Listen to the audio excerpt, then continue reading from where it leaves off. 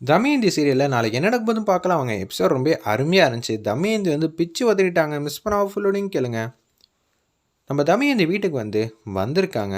நம்ம நலன் சிதம்பரம் ஏதோ மீட்டிங் அட்டன் பண்ண சொன்னனால தன்னோட கௌரவத்தை எல்லாத்தையும் விட்டு கொடுத்துட்டு வேறு வழியே இல்லை, சரி போய் பேசுவோம், இங்கே வந்ததுக்கப்புறம் யோசிக்கூடாதுன்னு சொல்லிட்டு வீட்டுக்குள்ளே வரப்போ சிவராமன் வாங்க மாப்பிள்ளன்னு வாய் நிறைய பொய்யா அழைக்கிறாங்க. அந்த இடத்துல மாதவியோட ஹஸ்பண்ட் கிருஷ்ணா, மாதவி, ஆராதனா வந்திருக்காங்க.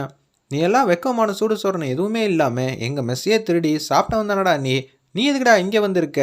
ஒரு பொண்ணை ஏமாற்றி மெஸ்ஸை பிடுங்க முடியலங்கிறனால நீ இல்லாத வேலையெல்லாம் பண்ணி தமயந்தி மனசை கலைச்சி அவளுக்கு நடக்க வேண்டிய கல்யாணத்தை நிப்பாட்டி நீ மாப்பிள்ளையாக ஆகி கல்யாணம் பண்ணி மெஸ்ஸோட ரகசியத்தை எல்லாம் தெரிஞ்சுக்கிட்டு நீ அடுக்கடுக்காக இப்போ ரெஸ்டாரண்ட் ஆரம்பிக்க போகிற. ஏன் தமயந்திக்கு காசை கொடுத்து அனுப்பிச்சி வைக்கலான்னு நினைக்கிறியே? நீ எல்லாம் ஒரு மனுஷனடான்னு சொல்லி மாதவி ஹஸ்பண்ட் கிருஷ்ணா கண்ணா அப்படின்னு சத்தம் போட்டுட்டு இருக்காங்க. நாயகி பாட்டி கடுப்பாயிட்டாங்க. என்ன நினச்சிக்கிட்டு இருக்க கிருஷ்ணா? அவ்வளோதான் சொல்ல முடியும். நீ மாட்டுக்கு ஓரா திமுறா பேசிகிட்டு இருக்க. சிவராமா, இதெல்லாம் நீ கேட்க மாட்டியா? நானும் ஃபஸ்ட்டு இவன் வாய் நிறையா பொய்யா தான் அழைச்சிக்கிட்டு இருந்தேன். இவன் நம்ம மெஸ்ஸியை திருடி இருக்கான். எனக்கு கேட்கறதுக்கு ஆள் இல்லைன்னு நினச்சியா? தமயந்தியோட வாழ்க்கையே எந்த கதியில் போகுதுன்னு எனக்கே தெரில. தமயந்தி எனக்கு பொண்ணு மாதிரி அவள் கல்யாணத்தை முன்னாடி நின்று நடத்தி வச்சுருக்கேன். அப்படி இருக்கும்போது நான் இவனை ஏன் தெரியுமா கௌரவமாக வீட்டில் உட்காருங்கன்னு சொன்னேன். எல்லாரும் வந்ததுக்கப்புறம் தான் பேச்ச ஆரம்பிக்கணும்னு நினச்சேன். ஏன்டா மரியாதை இருக்காடா உனக்கு? மரியாதையாக இந்த வீட்டை விட்டு வெளில போடா. அவனை பார்த்து 4 வார்த்தை நறுக்குன்னு கேட்டால் மட்டும்தான் நிம்மதியாக இருக்க முடியும். ஏங்க ரொம்ப தப்பு பண்ணிகிட்டு இருக்கீங்கன்னு பார்வதி பேசுகிறாங்க அவங்க ஹஸ்பண்டுக்கிட்ட. சிவராமா, நீ பண்ணுறதெல்லாம் தப்பு. பார்வதி கேட்குறா பற்றியா அப்படின்னு சொல்லும்போது, ஏங்க உங்கள் புத்தியெல்லாம் இப்படி போகுது? வந்திருக்கிறது மாப்பிள்ளைங்க, கொஞ்சமாவது மட்டும் மரியாதை இருக்கா?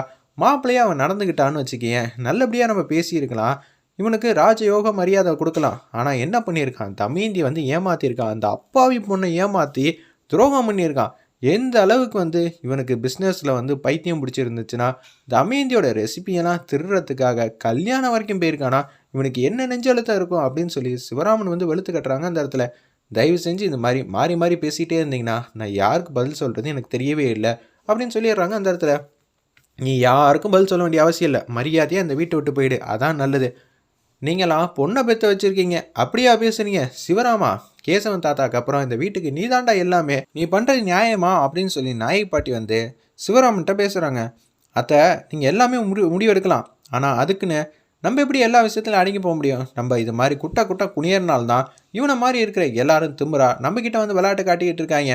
தமயந்தியோட வாழ்க்கை முக்கியம்தான், ஆனால் இவன் கூட சேர்ந்து வாழ்கிறதுக்கு தமயந்தி வாழா வெட்டியாகவே இங்கே இருந்தலாம் அப்படின்னு சொன்னோன்னே பேரதிர்ச்சியாக நிற்கிறாங்க பார்வதியும் நம்ம நாயகி பாட்டியும்.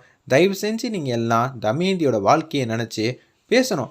அதை யோசிக்காமல் இப்படி பண்ணிகிட்டு இருக்கீங்க. வந்த மாப்பிள்ளை எதுக்காக வந்திருக்காங்க, ஏது வந்திருக்காங்கன்னு தெரியாமல் நம்ம இது மாதிரி சத்தம் போடுறது ரொம்ப அநியாயம் அப்படின்னு சொல்லும்போது தமயந்தி வந்துடுறாங்க. அந்த இடத்துல அவங்க 2 பேர் தனியாக பேசுகிறதுக்கு 1000 உரிமை இருக்குது. அவங்களுக்கு ஆல்ரெடி கல்யாணம் ஆகிடுச்சு. அந்த மெஸ்ஸு எல்லாம் மாப்பிள்ளைக்கு சொந்தம் தான். அப்படி இருக்கும்போது அவங்க 2 பேரும் முடிவெடுக்கட்டும். நீங்கள் யாரும் பேசுனீங்கன்னா எனக்கு கெட்டக்கும் வந்துடும் நாயகி பாட்டி சொன்னதுனால மாதவிலேருந்து எல்லாரும் அமைதியாகிற மாதிரி சுச்சுவேஷன் கிரியேட் ஆகிடுச்சு. எல்லாரும் போக சொல்கிறாங்க நாயகி பாட்டி. யாரும் எங்கேயும் போக தேவையில்ல. இவர் ஒட்டுமொத்த குடும்பம் முன்னாடி தானே என்னை அசிங்கப்படுத்தி அவமானப்படுத்தினாப்புல. நீங்கள் என்ன வேணுமோ அதை கேளுங்க, இந்த வீட்டில் எதுவும் இருந்துச்சுன்னா கண்டிப்பாக கொடுத்துட்றோம் அப்படின்னு சொல்கிறாங்க. அந்த இடத்துல நம்ம தமயந்தி, என்னடா அது இப்படி ஒரு திருட்டு பையங்கிற மாதிரி அந்த பட்டத்தையே சுமக்க வைக்கிறாங்க. சரி இல்லைங்க, இந்த வீட்டிலேருந்து ஒரு பொருளை கூட்டிகிட்டு போகலான்னு தான் நினச்சிருக்கேன். என்னது பொருளா? என்ன சொல்கிறீங்க? நான் உங்களை தாங்க சொன்னேன், ஆனால் இப்போ கூட பொருள்னு சொல்கிறீங்களே, எதுக்காக என்னை கூட்டிகிட்டு போகிறீங்க? என்ன பண்ணுறது, அம்மா மேலே பழி போட்டுறது தான். என் அம்மா அக்காவை தாங்க உங்களை நான் வீட்டுக்கு கூட்டிகிட்டு போகலான்னு இருக்கேன். அம்மா எது சரி எது தப்புன்னு சொன்னாங்க. ஓ, அம்மா பேச்சே தட்ட மாட்டீங்க. அன்றைக்கி அப்படி ஏதாவது ஒரு சூழ்நிலையாக இருந்துச்சுன்னா எங்கள் அம்மா சொல்லிட்டாங்க, வேறு வழியே இல்லை, நீங்கள் இந்த வீட்டில் இருங்கன்னு சொல்லியிருப்பீங்க. அவ்வளோ பேச்சு பேசி அபிராமி அம்மா மனசை உடைச்சி அவங்களுக்கு உடம்பு முடியாமல் மயக்கம் போகிற நிலைமைக்கு வந்திருந்தோம். நீங்கள் கூப்பிடவே இல்லை.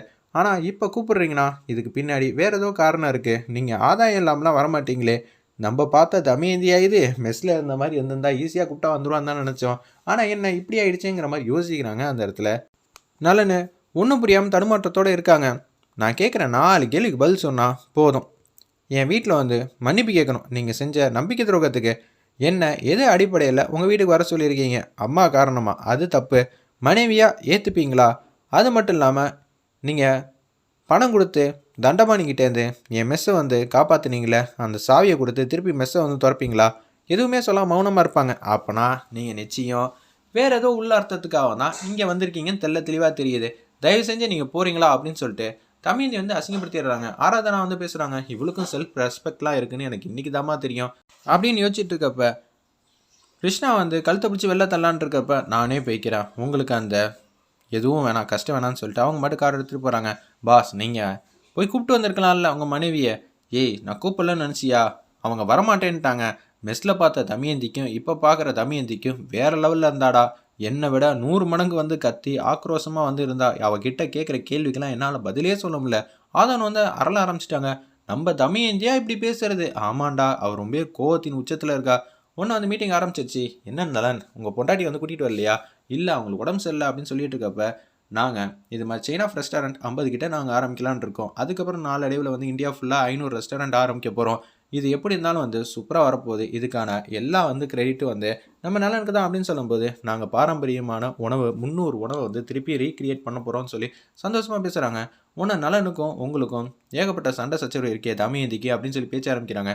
நீங்கள் மெஸ்லேருந்து வேலை பார்த்தது, ரெசிபி வந்து திருடினது, ஏற்கனவே வந்து ஏதோ ஒரு விஷயத்தை லீக் ஆனதுனால கண்ணாமண்ணான்னு சத்தம் போடுறாங்க. இதெல்லாம் உண்மையாக பொய்யா எனக்கு தெரிஞ்சே ஆகணுங்கிற மாதிரி கேட்டோன்னே, நீங்கள் 2 பேரும் பிரிஞ்சிட்டிங்களா சொல்லுங்க நலன் அப்படின்னு சொல்லும்போது எல்லாரும் வந்து கோவப்பட்டு பேசிக்கிட்டே இருக்காங்க. அப்பன்னு பார்த்து நீங்கள் கேட்ட கேள்விக்கெல்லாம் நான் பதில் சொல்கிறேன்னு சொல்லி தமயந்தி வந்து உட்காந்துருக்காங்க. அந்த இடத்துல தமயந்தி வந்து சொல்கிறாங்க, எனக்கும் என் புருஷனுக்கும் எந்த பிரச்சனையும் இல்லை, நாங்கள் எல்லோரும் சேர்ந்து தான் அந்த பிஸ்னஸ் பண்ண போகிறோம்னு சொன்னோன்னே ரொம்ப சந்தோஷப்படுறாங்க. அந்த இடத்துல நம்ம சுப்பிரமணியன் தமயந்தியை வந்து சென்ட்ரலில் நிற்க வச்சு ரைட் சைடில் வந்து நலன் இருக்காங்க, லெஃப்ட் சைடில் வந்து சுப்பிரமணியன் நின்று அந்த லோகோலேருந்து எல்லாத்தையும் வச்சு புன்னகையோட ஃபோட்டோ எடுக்கிற மாதிரி காட்டுறாங்க நம்ம தமயந்தி.